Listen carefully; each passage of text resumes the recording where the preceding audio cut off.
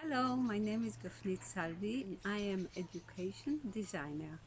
I live in Israel and I work with children, youth, families in Israel and all over the world. So today we're going to speak about a question that I get very often from children, youth and parents. Why does the parents put so much of their stress upon the children? And this is a big one. We live in a new time where so many things are not known, not clear, and cause us great stresses. If it's economical stresses, if it's pressure of time, if it's social pressure, if it's, you have probably when you see it, you can also count many, many other things.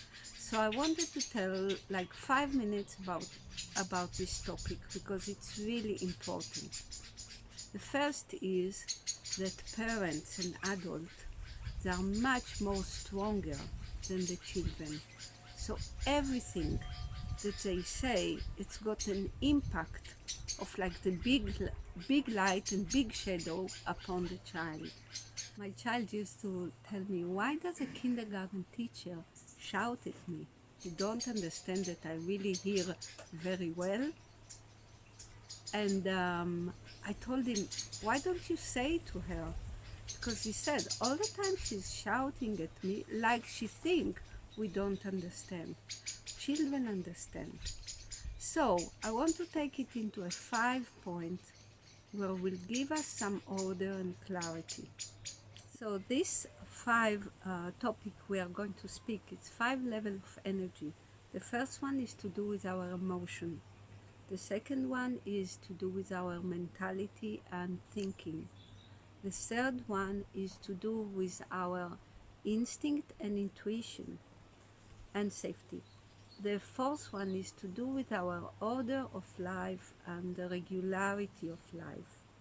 And the fifth one is to do with our creativity and doing new things. If we are stressed emotionally, this will come on the children with shouting, with unexplained um, rhythm. All of a sudden, boom, it's there. And because our emotion are like water, they are streaming everywhere and they try to find the most easy path to pass. They will not go up the hill, they will go down. And if the child is small, oops, like a shower, and then tears. And tears is okay, but why? You need to find the reason why. And if we take emotion into the high level, so instead of being in emotional stress, we say, okay, let's sing a song together. Let's invent a new melody for some words that will give us a little elevation in our emotion. So we build a bridge between the child, the parents, and the stress. So we take the stress as energy, but we make it positive. Then we go into the mental stresses, which are a lot. It's either we don't know to do something, or it's something that's bothering us, or someone tried to put us down, and if we don't feel secure at work or within our family. So as a parents, we have lots of mental stresses. Now, if it will come on the child, it will cause great judgment about the child, and it will cause to put him down, not by bad intention, but this is what mental stress do. And so on and so on, and you don't know, and how come you didn't fulfill your homework, and so on, so on, so on.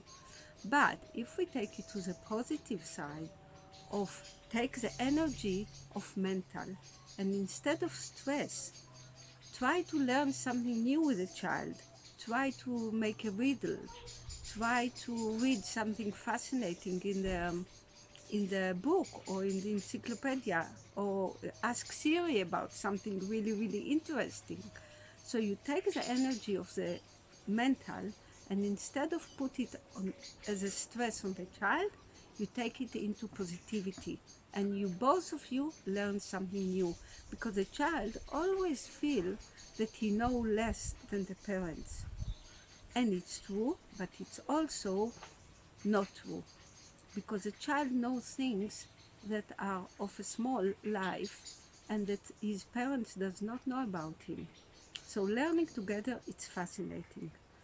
The third stress we feel is when we feel unsecured and we feel we don't listen to our instinct, and we are very afraid from our children doing things. Either they are small or they are big, and we put a lot of restriction on them instead of to work out things that we can do together. My granddaughter, for example, she's a year and 10 months. She likes to stand on a chair and pretend she's a flamingo. Now, her father said to her, "Look, it's great you are a flamingo, but if you do it on a chair, you are not stable." So instead of to restrict and say, "No, get out of the chair," and be very hard with her, he's actually explaining her what she needs to do. And he said, "If you want to do it, hold me, or just do it on the floor, on a safe and balanced place." So this is to do with our, restriction and fear of safety.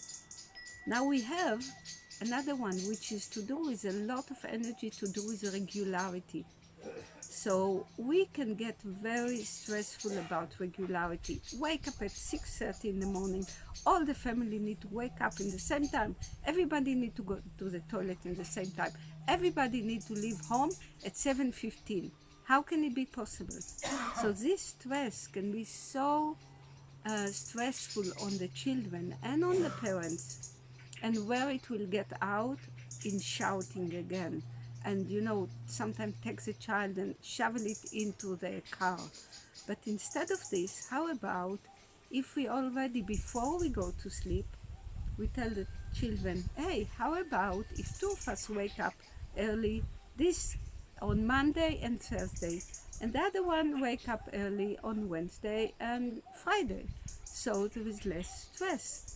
And take the regularity and make it something that is more enhancing and give well-being to the family and the child and the parents, of course. And the last one is to do with the creativity energy, which can be also very stressful, because if we are dry and we don't feel our creativity, we didn't touch a pencil, we didn't sing, we didn't dance, okay, this energy is really, it's make us dry, and it make us to be full with inside, but no ways to release it. So it's come on the children with, instead of singing with them, we are telling them, "Why don't you do something? Why don't you play? Why don't you be creative? Why don't you? Why don't you?" But the point is here to have a corner and a space, maybe even in the middle of the living room, with pencils, with scissors, with threads, with papers, so we can paint together, we can sing together, we can have a little drum, we can have even guitar, or even if we are not a musician, but try, even a harmonica, it's always make harmonize the feeling in the house. So we take the energy of we afraid to create, and we do something with it. This is where we can take all this energy of stress, and instead of taking them into the negativity and into an avalanche of difficulty between us and the child, we take it into the positivity, and we create an elevation inside the family. So let's try it. I know, because I tried it.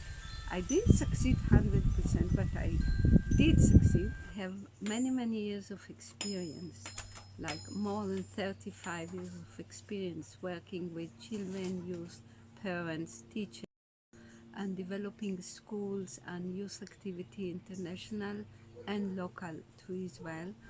And please try. See you in the next question and tell me how was it.